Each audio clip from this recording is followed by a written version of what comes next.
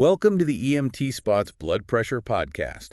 I'm Samuel Harrison. And I'm Olivia Harper. Glad to have you with us today as we take a deep dive into a health challenge. Yeah, a challenge that affects way more people than you might realize. That's right, we're talking about high blood pressure. Or hypertension, to use the clinical term. Exactly, and, we hear about it all the time. But the numbers are really startling. They are. It's actually the #1 cause of death globally. Over 1 billion people are dealing with this. And one of the biggest culprits behind this whole thing is... You guessed it, obesity. That's where we're focusing our attention today. The link between obesity and hypertension. It's a serious issue. So how do we even define obesity? Well, we use something called BMI, that's body mass index. Right, BMI, I've heard of that. It's a measure that takes into account your height and weight. So if your BMI is 30 or higher... That's when you're considered obese. Okay, that makes sense. Okay, yeah. But it's not just about the number on the scale, right? Exactly. It's about what that excess weight is doing inside your body. So explain the connection for us. Why does obesity increase the risk of high blood pressure? It's all about the workload. When you're carrying extra weight. Your heart has to work harder. Exactly. It has to pump blood throughout a larger body. So it's like a car engine struggling to pull a heavy trailer. Perfect analogy. All that strain eventually leads to increased pressure in your blood vessels. And that's what we call hypertension. Precisely. Ugh. Now there's more to it than just the heart working harder. Oh, really? What else is going on? Obesity affects various systems in the body. Okay. Give us some examples. We'll take the kidneys, for instance. What happens there? Excess fat around the kidneys. Which is called? Renal compression. Got it. So renal compression. It can actually change how the kidneys function. How so? They start retaining more water and salt. And that's a problem because... It directly leads to increased blood pressure. So it's like this chain reaction. It is. Yeah. One thing affects another, and you end up with a complex issue. And we can't forget about hormones. Absolutely. Fat tissue is active. It produces hormones. Hormones that can affect blood pressure. Exactly. One key system involved is the renin-angiotensin-aldosterone system. Try saying that 3 times fast. Haha, right? It's a mouthful. Oh. We call it the RAS for short. Okay, the RAS, what does it do? It's a complex system, but essentially it regulates blood pressure, By controlling? the balance of fluids and salts in your body. And obesity messes with this balance. Exactly. It overstimulates the RAS, Leading... narrowing of blood vessels and an increase in blood pressure. So it's not just one thing, it's a whole cascade of effects. That's the thing with obesity. It has far-reaching consequences. And what about the blood vessels themselves? Ah, yes. That's another important piece of the puzzle. What happens there? Well, obesity often leads to higher cholesterol and sugar levels. Okay, those are definitely things we hear a lot about. And for good reason, they can damage the arteries. Damage Think of it like rust building up in pipes. makes them less efficient. Exactly. Damaged arteries restrict blood flow. So the heart has to pump even harder. Exactly. And that further increases blood pressure. It's fascinating how much is happening inside our bodies. Great. It's a whole world we're often unaware of. But understanding it is crucial for managing our health. Absolutely. That's what we're all about here. So we've laid out how obesity really sets the stage for hypertension. We've covered the mechanisms involved. But the big question is, what can we do about it?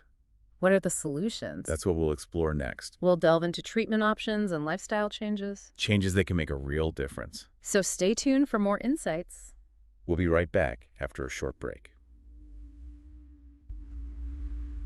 All right, so we know obesity can really pave the way for hypertension, but what can we do about it? Yeah, it can feel a little overwhelming when you think about all the systems at play.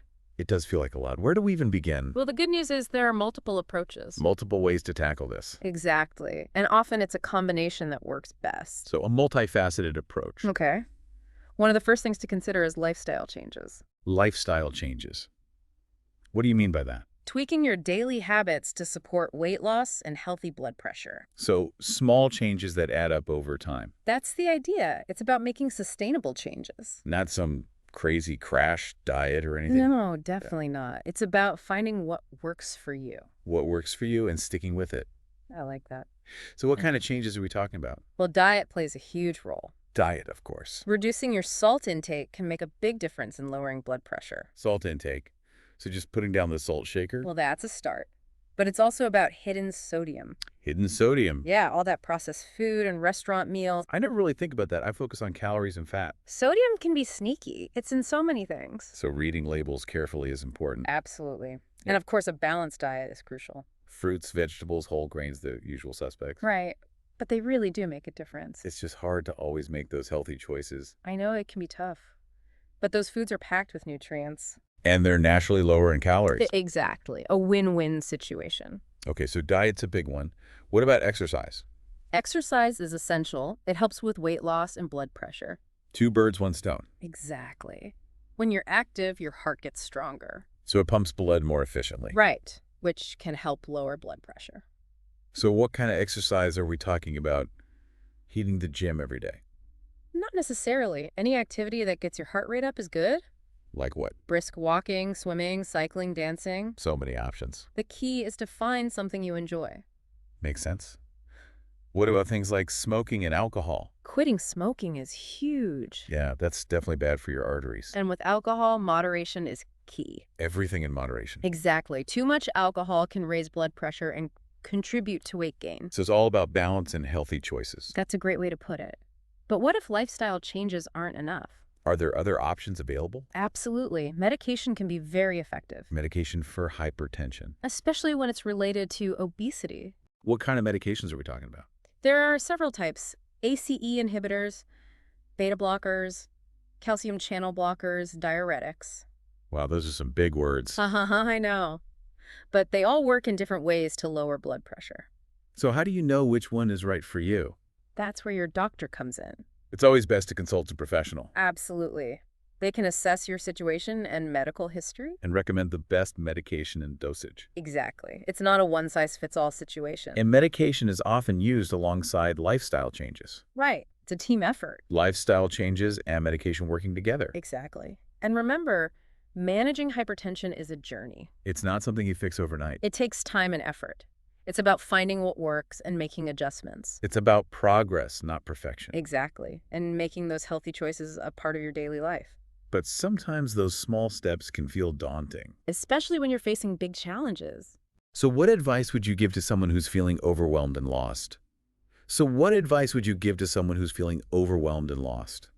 Well, first of all, don't be afraid to ask for help. Reach out. Exactly. Talk to your healthcare provider. They can guide you. Yeah.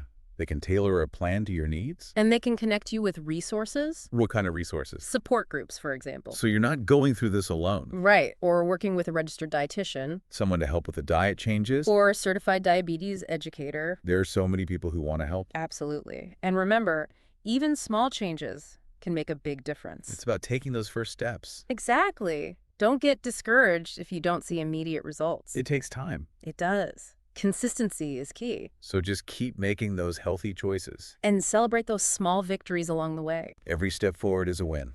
That's right. So as we wrap up our deep dive today, What's the one key takeaway you want our listeners to remember? I'd say this: if you're struggling with obesity or hypertension or both. Know that you're not alone. Exactly. There is hope. There's always hope. With the right knowledge, support, and effort. You can take control of your health. And create a brighter future for yourself. I love that message of hope. Knowledge is power. It is, the more you understand. The better equipped you are to make decisions. Exactly. And don't underestimate prevention. Even if you're not currently facing these challenges. Being aware of the risks is important. Maintaining a healthy weight and blood pressure. It can make a world of difference. It's about being proactive. Absolutely. Taking charge of your well-being. Well, that brings us to the end of today's show.